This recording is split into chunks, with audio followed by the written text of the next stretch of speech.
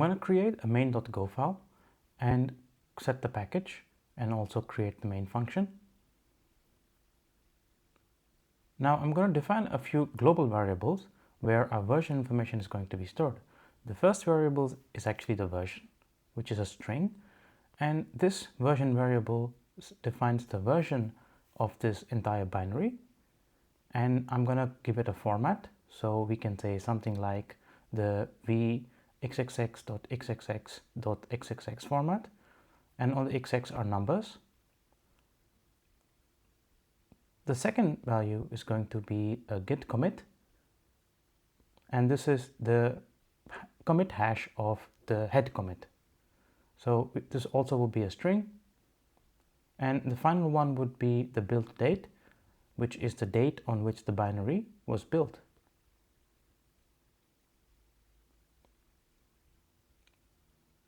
This also can be a string. So now what we can do is to print this information. So before that, I'm going to create a sort of a format here. What I will do is I will create a variable called version info, use the fmt.sprintf function, and define what goes into the string. And to remove this error, I'm just going to use the println statement and print this variable. Now let's define what actually gets printed. I'm going to remove these quotations and replace them with backticks so that I can print multi-line strings. And here I can build something like the name of the binary. So we can call this test binary. And I'm going to use the separator to just separate the name from the information. And the first one would be the version. And I'm going to use the %s where we will fill in from the variable later on. So the next one is going to be the git commit hash. Also the value will be dynamic. Build date also coming in from a variable, which we will see soon. I also want to print some extra information like the Go runtime version where this binary is going to be run, the operating system on which this binary is run, and finally the architecture of this machine that is on which the thing is run. So now that we've defined the string, we can now start entering the values that go into the string, and for that what we have to do is use comma and then use the variadic arguments to enter these values. So the first, of course, is the version from the variable that we've defined. The second value is the git commit variable. Then would be the build date variable from the top. So we can use the runtime package if you just call it as runtime, and VS Code auto imports this for me. And from this runtime package, we get some information about the runtime where the Go binary is running. So here, the first would be the Go version. We can use that using the version function. Then we can use the, not the CPU profile, runtime.goos or GOOS to get the operating system. And we can also similarly use runtime.goarch or the architecture to get the architecture. So let me remove some extra new lines from this. So that one there and the one at the bottom. So just to recap, we've defined a version info variable, which then we use the sprintf function to define the structure and then use these format verbs or format specifiers to enter the values, and it's in the same order as which is defined in the function. And finally we print it. And the first three values come in from the global variables that we've defined in this package. So I'm going to go to a command line, build and run, and as you can see at the moment, only the last three values are defined and the first three are not. In order to do this, we are going to use the LD flags or the linker flags on the go build command to define the values of these variables dynamically. So these linker flags have a particular format. We use the -x argument and then use single quotes to define variable values.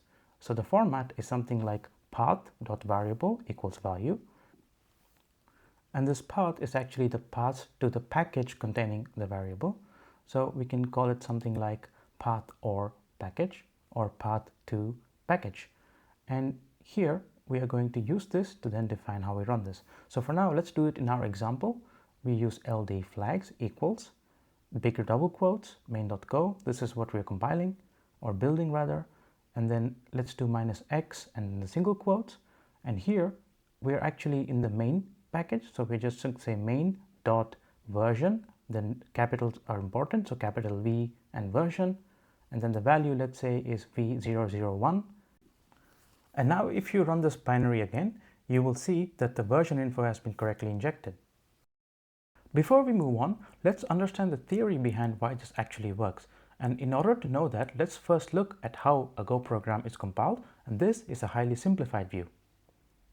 The Go code that we write in .go files are called source files. They are first fed to a program called a compiler, which converts them into single object files. So each Go file has a corresponding object file, and then a separate program called a linker links all of them together and also the necessary libraries to create a single output file called the executable. Now, if we look at the memory map of any of these object files, we have the stack segment and the heap segment, and these usually grow into each other. And then you have another segment called BSS, which contains uninitialized global variables, another segment called the data segment, which has the initialized global variables, and then you have a text segment. Please note that this is very different for different architectures, and this is a very simplified general view. So in our examples, the main.version, git commit, and build date variables are initially in the BSS or the uninitialized segment. What we do with the LD flags, we tell the linker to initialize the values of these variables. And once they get initialized, they get moved into the data segment, and then they're ready for printing when we run the main build. So now let's try the other variables. For the git commit hash, I can get that from my Git repository, which is quite easy. I can run a command something like git rev parse, or parse the revision, and then the revision of the head, so the head commit, and you can see this is the hash.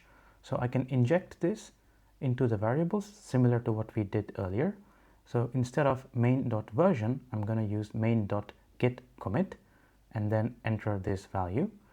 And now if I run it again, we can see that the git commit hash exists, but the version is missing. This is because it can only do one at a time.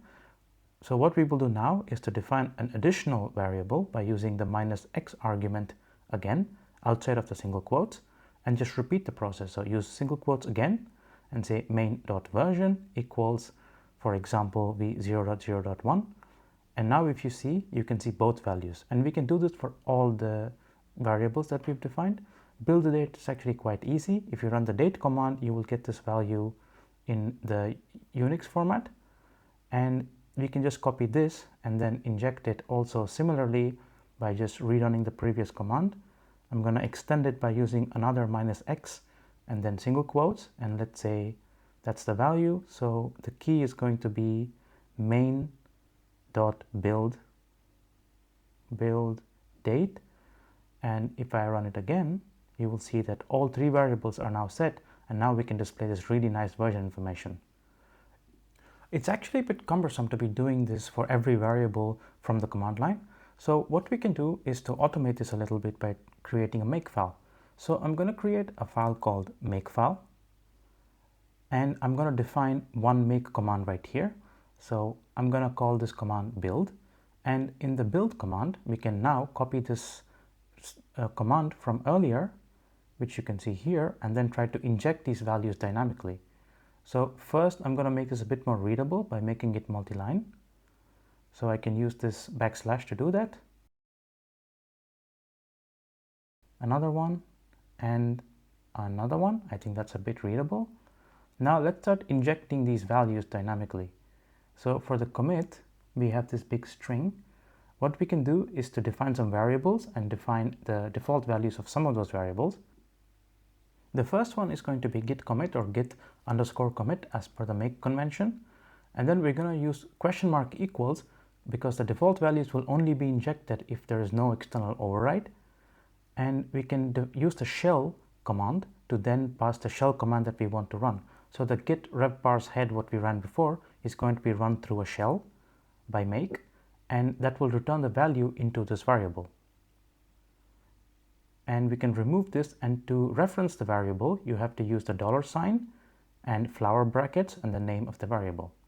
This will inject the value that has been extracted by running the shell command above. And the next one, of course, is the version. So we again going to define a default value, let's say is 0.0.1. and that also can be referenced here in the same way. So flower bracket, $flower bracket, and the name. And the final one is the date. So we can also run a shell command for this. We just did this earlier. So the build underscore date is going to be shell, let's say date. So it will just run the date command through the shell defined for make. And then we can also reference that here. And now we can just simply use this make command to take care of this for us. So if I just do make build, that builds the binary with the default values. So this 0.0.1, the commit comes from shell, and the date again is dynamic from shell. So if I run this main file, now you can see that the first three values are set dynamically. In order to override the version, we can just call the version environment variable and then set the value like this before we call the make build command. And this will override the variable set in make, and then that will be used to build this binary. Now if you run it, you can see that all these values are dynamically set, and that is how you can set version information in your Go binaries. I hope this was useful for you, and see you next time.